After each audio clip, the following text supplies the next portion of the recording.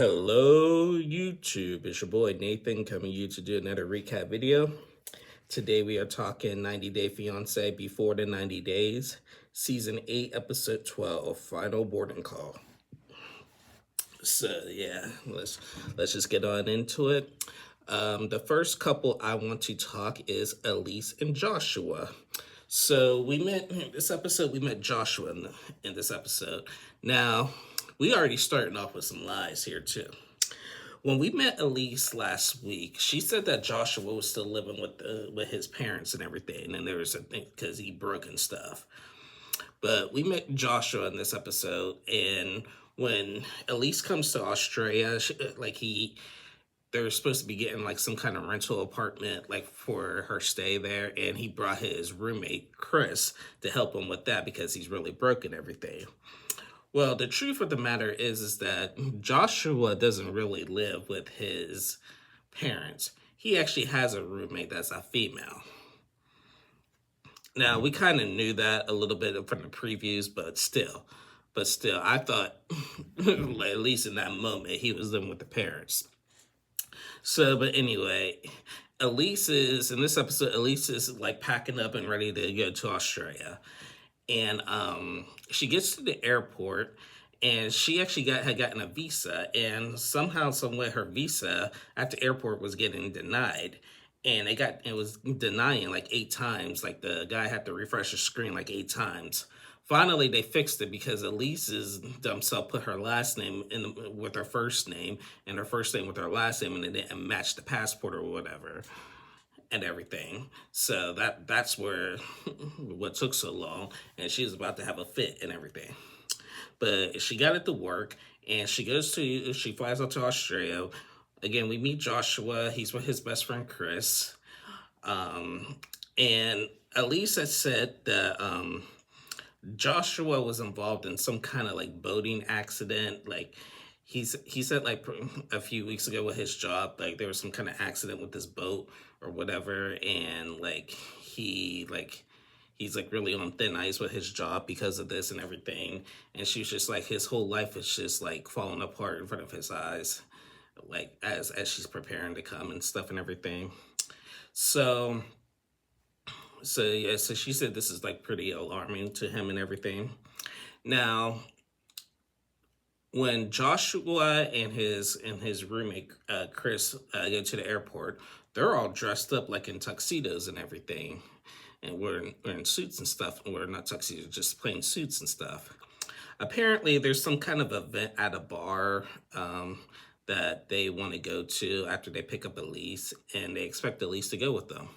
So they arrive to the airport to pick up Elise from the airport, and they have their little airport moment. And next thing you know, they want Elise to go with her to that event at a bar. And Elise is just like, I just got off the plane. I stink. I look a hot mess and everything. And y'all want me to go to a freaking bar and stuff? I'm jet lagged and everything. Like, come on now. And he was like, yeah. And he was just like, yeah. Are you like really gonna do this and stuff and everything? And she's just like, I'm not thrilled about it, but okay. So, and then Chris comes in, and he was like, well, we only got 13 minutes to spare, so are you gonna pick out an outfit? So she's like, well, everybody grab a suitcase. She had like all kinds of suitcases, and they decided to pick out an outfit in the middle of the airport for her to wear to this event and everything. So they pick out an outfit, and she says she wants to look like more skimpier, and that's a nicer way of saying it. And so she goes to the bathroom and puts on this dress where she says she don't need no bra or underwear, which okay. I mean, she is typical Miami, I can tell you that. She is very Miami. She goes and puts on her dress and whatever and gets freshened up, and then they head on about their ways. This is weird. I mean, this is weird. This ain't gonna last. I'm sorry, this is not gonna last. This is weird. He lying about who his roommate and his living conditions and everything. And she at least even said that like when she found out about his accident and he doesn't have much money, and that and he wasn't lying too much about it, she would have helped. She would have helped contribute to their apartment for just her and him and everything. But no, he wanted to lie and everything. So when this all comes out, it's just going to be a big explosion. And I just think this is going to be a really strange relationship. This is already weird in my opinion.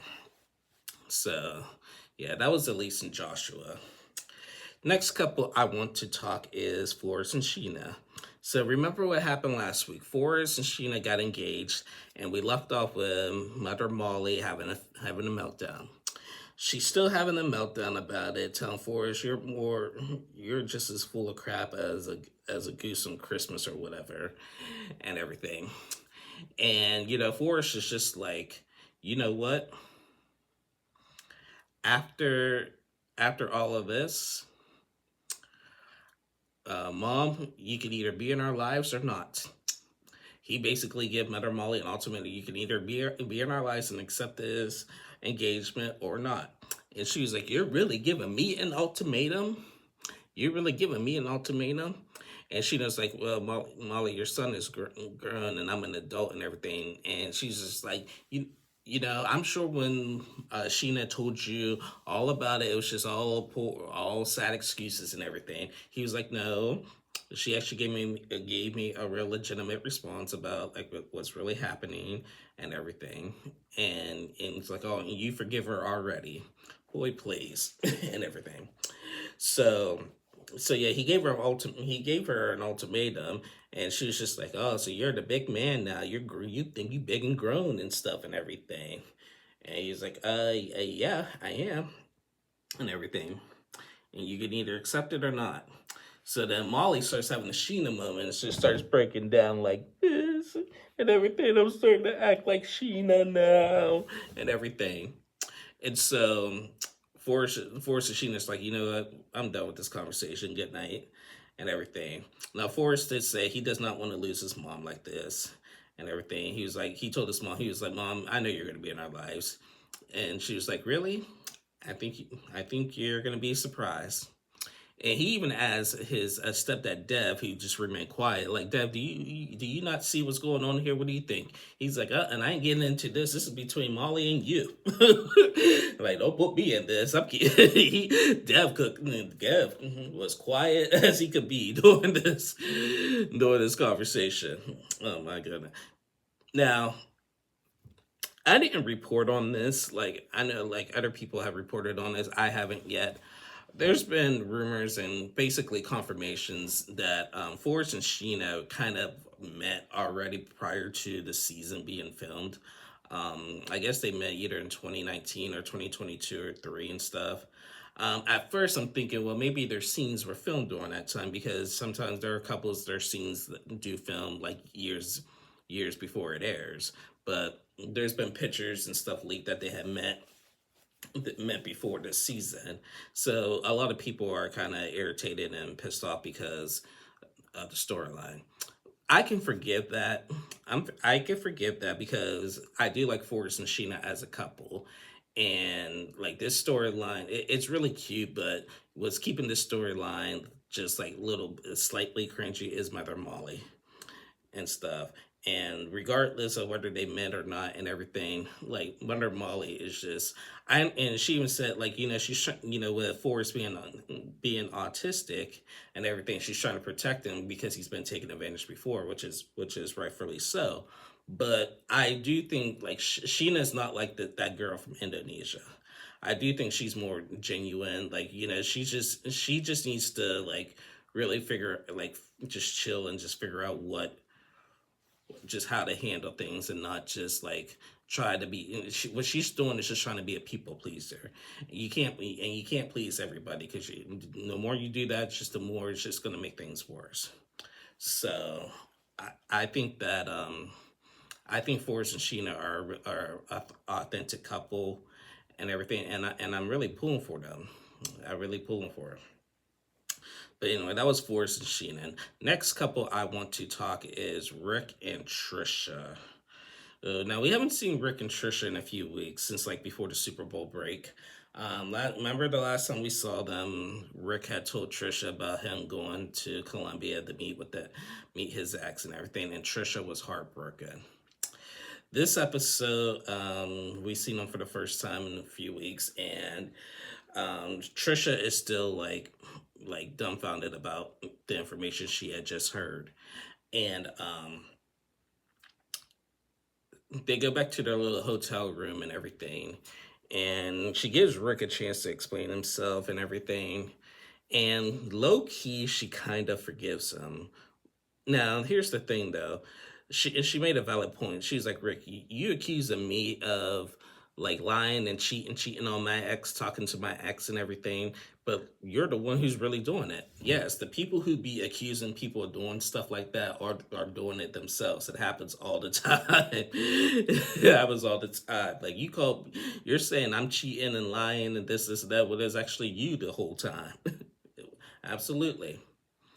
So, but low key, and I'm kind of disappointed, Trisha. She said that she's still kind of in love with him, and like she still like low key she wants to be with him, but she does not want him to touch her, and rightfully so, and all that. And I'll get add more to this in a sec. She may forgive him, but she does not want to be intimate with him. Like she doesn't even want him to hug her or anything, and I don't blame her. I really don't.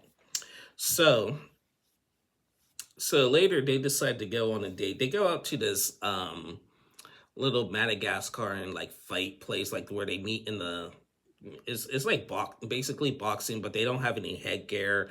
Trisha says that they didn't have headgear before, so keeping in the culture, they still do these like fights without any headgear or whatever, and it was pretty intense and everything. So they go to a fight and everything to watch some fights and stuff. And Trisha made Rick a deal that he could not refuse. All right, so these two guys were about to fight, and Trisha told Rick that if I want you to we're gonna bet on this. If whoever you pick wins the fight, we can be intimate tonight. And if the one I pick tonight wins, then we're not. So he's like, oh, okay. He's all happy and everything and stuff. Ooh, the fact that Trisha is considering having sex with me tonight makes me feel good. Yeah, of course it does. So the two guys, so they pick the guys who they want to win, and they start fighting and stuff and everything. It was a good match, but ultimately the person who Rick wanted to win won. I was pulling for the other guy. And when the guy that Rick wanted to win, he was like, yes, my sex life is dependent on you, man. Yes, and everything. And there was kids nearby, of course, too. By the way, him doing that, and Trisha's like, oh no, but Trisha's like, yeah, even though he wanted to bet, we still ain't having sex and stuff. I'm like, good, please don't have sex with him, Trisha, please don't. So they get in the car to go back to their hotel because they're getting ready to go see Trisha's father and everything. And Rick had asked Trisha, like, are you like, what's the deal with your father? And she's like, I mean, I can't take it back. He knows that you're here and knows that we're coming, so you're coming. And he was like, are you going to tell him what happened? And she was like, no, I'm not going to tell him what happened. So I do know, judging by the previews of upcoming episodes, like, him not wanting any more kids is going to be a thing with her dad and stuff. So yeah, I mean, I'm still not a fan, Rick. I'm still not a fan. So that was Rick and Trisha. Next couple I want to talk is Aviva and Stig. So Aviva and Stig, remember what happened last week? Auntie Spring came by, and that girl and her other niece, Corinne, are trying to reveal that Stig is cheating, basically. So in this episode, Aviva meets up with Aunt Spring and Corinne to talk about this girl in the picture that he took a picture and that was like kissing on the cheek and stuff. Corinne said that the girl was actually her best friend. So they decided to call the girl and to see what was really going on. And the girl said, yeah, me and Stig met up a month ago. Her and Stig were intimate, actually, while him and Aviva are kind of together and everything. The girl said that that her and Stig are still talking, and they actually have a trip plan, and in a couple of weeks, like right after Aviva leaves. And the girl asked, Corinne asked the girl, like, "Are you, do you know that Stig has a girlfriend?" And she said, "No, I did not know." He did not say anything about having a girlfriend. So that raises a lot of red flags. So we go, so Aviva and Spring meet up with Stig, and we also get to meet Stig's father.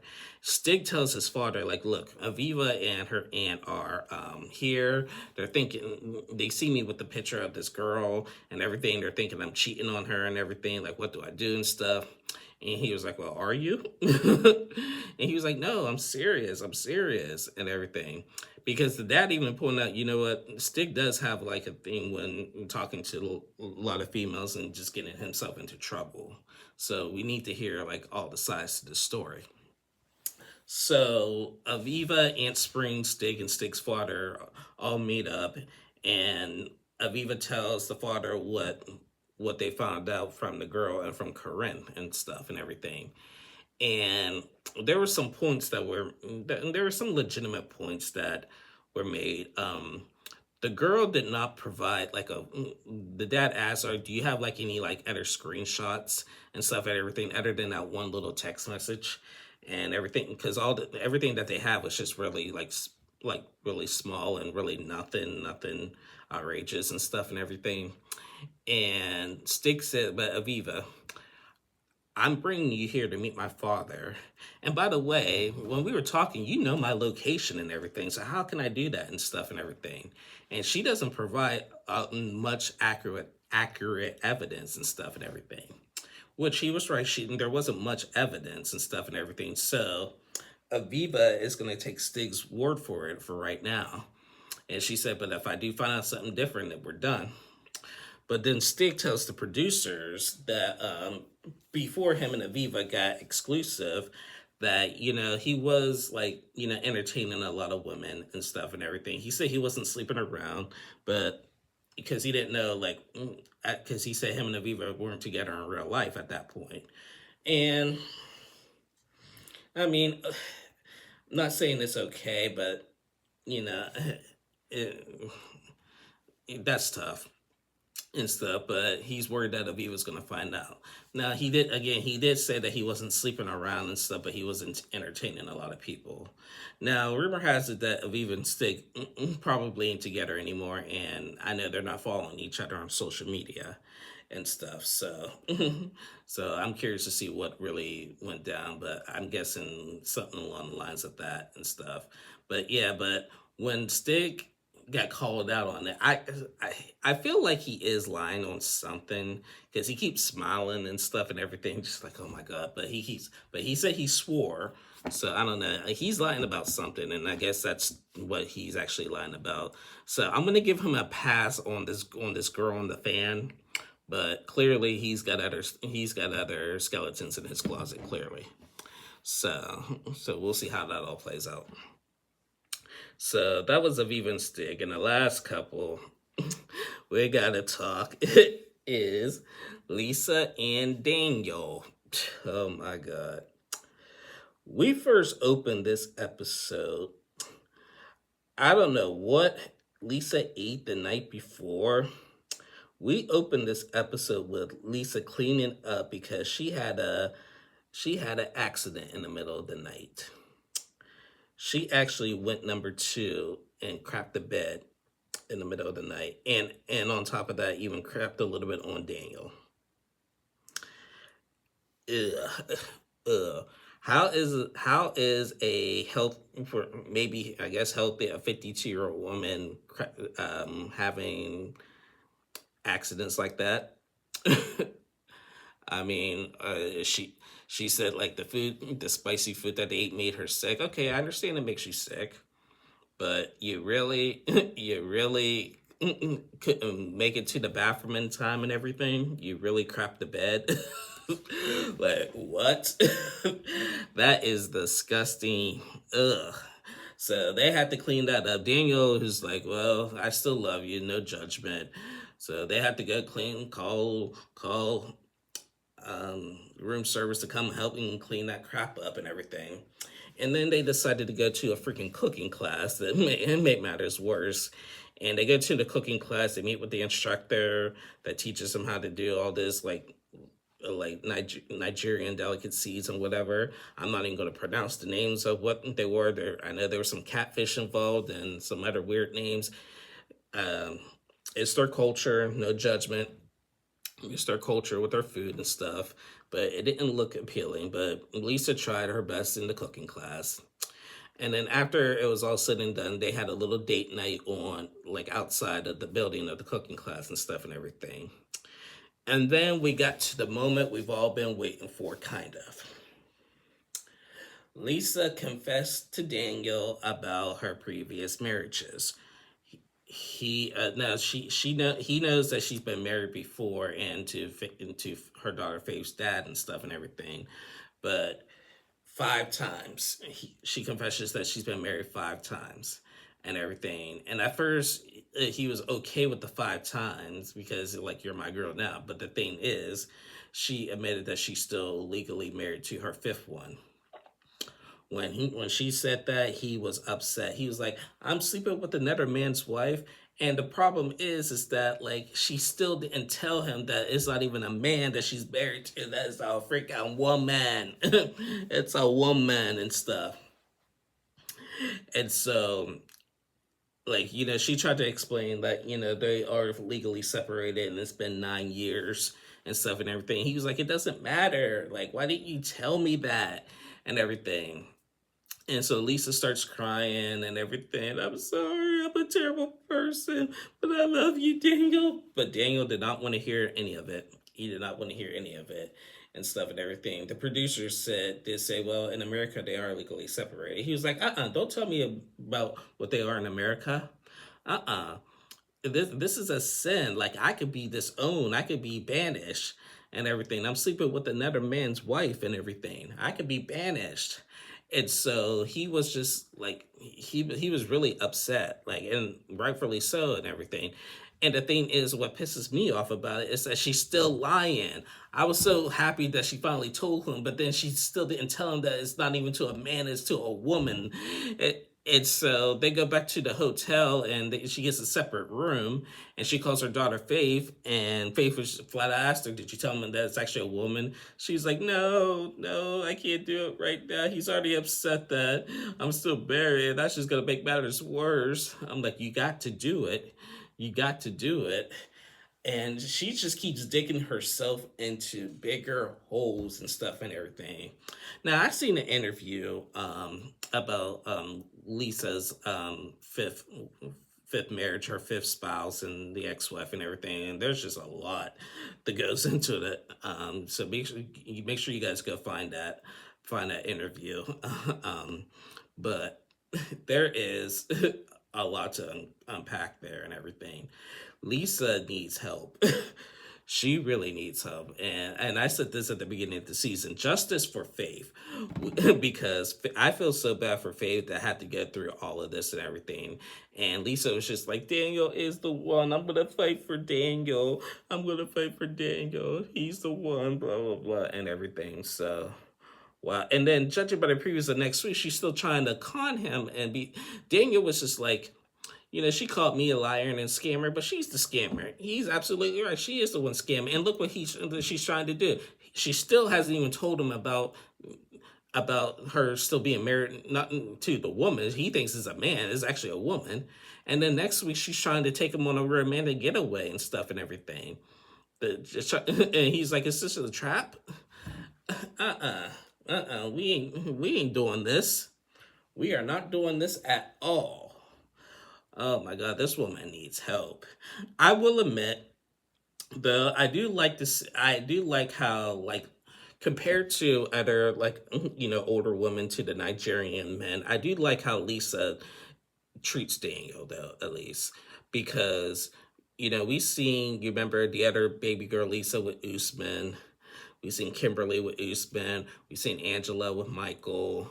and we seen last season with Renee and Chidi and stuff. So I'm glad that, but I will compared to those ladies, I am glad that Lisa is nicer to Daniel compared to those other people with their Nigerian men and stuff and everything. So I will give I will give Lisa that. But she is breaking this man's heart. Team Daniel, because she's really breaking this man's heart. And I appreciate the fact that she does love him, because those other women, they claim that they loved them, but they were just crazy. But I do think that Lisa does love Daniel, and I appreciate, like I said, I appreciate her being nicer to him compared to those other ladies. But wow, she needs help. She really needs help. But anyway, that was basically it for the episode. We did not see Laura and Beer Khan. We did not see Emma and Zia, thank God. And we also didn't see Jovan and Annalyn. But Trouble in Paradise, I know they're going to have another fight next. They'll be back next week's episode and have like another fight. So we'll see how that goes. And we'll see next week Emma head up Muhammad. Oh boy. And Michael comes to Turkey. So yeah, next week's episode is gonna be juicy. We're gonna be talking a lot next week. Next week everything's going down next week, so I can't wait. So yeah. But anyway, guys, that is the end of my review. Thank you guys so much for watching. Please like and subscribe to my channel. Check that you are subscribed. I already lost another subscriber because of YouTube playing games. So sometimes YouTube does unsubscribe people without them knowing. So please make sure you are subscribed to my channel and stuff and everything. I'll be back on tomorrow and Tuesday to recap the single life. So till then, y'all stay safe and have a good one. Bye, y'all.